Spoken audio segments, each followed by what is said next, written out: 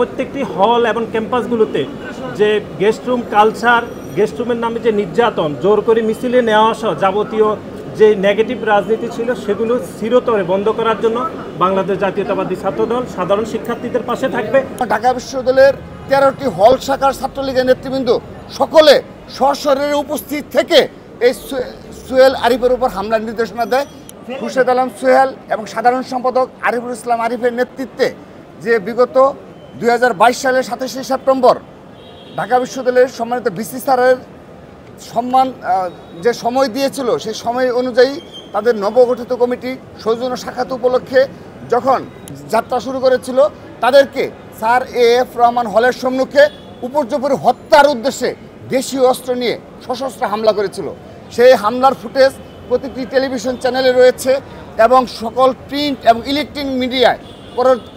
পরের দিন সেটি সর্বোচ্চ গুরুত্ব সহকারে ছাপা হয় এবং সব ধরনের ডকুমেন্টস আমাদের কাছে রয়েছে। অর্থাৎ ঢাকা ছাত্রলীগের কেন্দ্রীয় সংসদের নেতৃবৃন্দ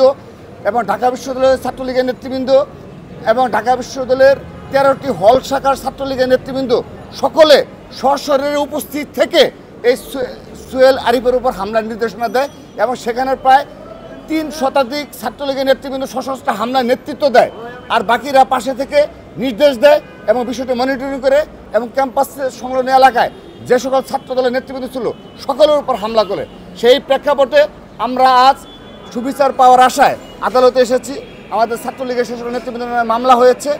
হ্যাঁ, এটি হলো বিগত 15.5 বছর ছাত্রলীগ এই ছাত্রদলকে ঢাকা বিশ্ববিদ্যালয় সহ সকল ক্যাম্পাস থেকে বিতাড়িত করে রেখেছিল। তারই ধারাবাহিকতায় যেন ছাত্র দলের নবগঠিত কোনো কমিটি সৌজন্য সাক্ষাৎ করার জন্য যেন ভিসি স্যারের সাথে সাক্ষাৎ করতে না যেন পারে এবং ঢাকা বিশ্ববিদ্যালয়ের ক্যাম্পাস সহ বাংলাদেশের কোনো ক্যাম্পাসে ছাত্রদল যেন সামান্যতম তাদের যে রাজনৈতিক অধিকার, তাদের যে গণতান্ত্রিক অধিকার, তাদের যে একজন সাধারণ শিক্ষার্থী হিসেবে অধিকার, সেই অধিকার ভোগ করতে যেন না পারে সেজন্য এই হামলা চালানো হয়েছিল। বাংলাদেশ জাতীয়তাবাদী ছাত্রদলের 5 দশকের যে পথচলা এদেশের গণতান্ত্রিক ব্যবস্থাকে উন্নত করার জন্য, স্বাধীনতা সংগ্রাম রক্ষা করার জন্য, একই সাথে সাথে সাধারণ শিক্ষার্থীদের অধিকারের জন্য বাংলাদেশ জাতীয়তাবাদী ছাত্রদলের পথচলাকে আমরা দীর্ঘায়িত করতে চাই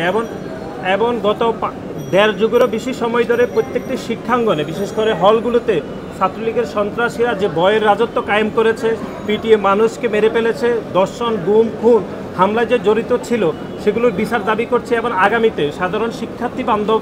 যে ক্যাম্পাস বিনির্মাণে বাংলাদেশ জাতীয়তাবাদী ছাত্রদল কাজ করছে এবং প্রত্যেকটি হল এবং ক্যাম্পাসগুলোতে যে গেস্ট রুম কালচার, গেস্ট রুমের নামে যে নির্যাতন, জোর করে মিছিলে নেওয়া আসা, যাবতীয়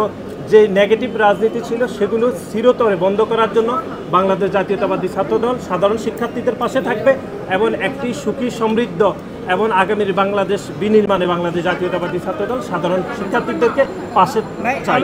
ছাত্রলীগ পূর্বে থেকেই তারা ক্যাম্পাসে অস্ত্রসজ্জে সজ্জিত হয়ে তারা মহড়া দিচ্ছিল এবং তারা পরিকল্পিতভাবেই হত্যার উদ্দেশ্যে আমাদের উপর হামলা করে। আমি সহ আমার প্রেসিডেন্ট সহ আমাদের 10 জন নেতাকর্মী গুরুতর আহত হয়। আমার মাথায় 7টা সেলাই করা হয়। আমি 10 দিন চিকিৎসা নিয়েছি এবং আমার সহযোদ্ধা 6 জন ভাই ইসলামী ব্যাংক সেন্ট্রাল হসপিটালে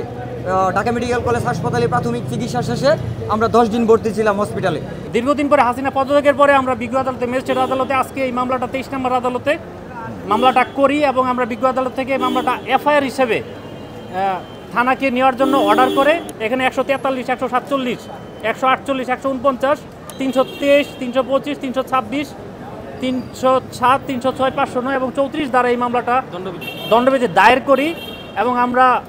মামলা দায়েরের পরে আমরা আজকে আশা করি বিজ্ঞ আদালত থেকে ন্যায় বিচার পেয়েছি এবং আমরা অতি দ্রুত ছাত্রলীগের সন্ত্রাসীদের গ্রেপ্তারের দাবি জানাই।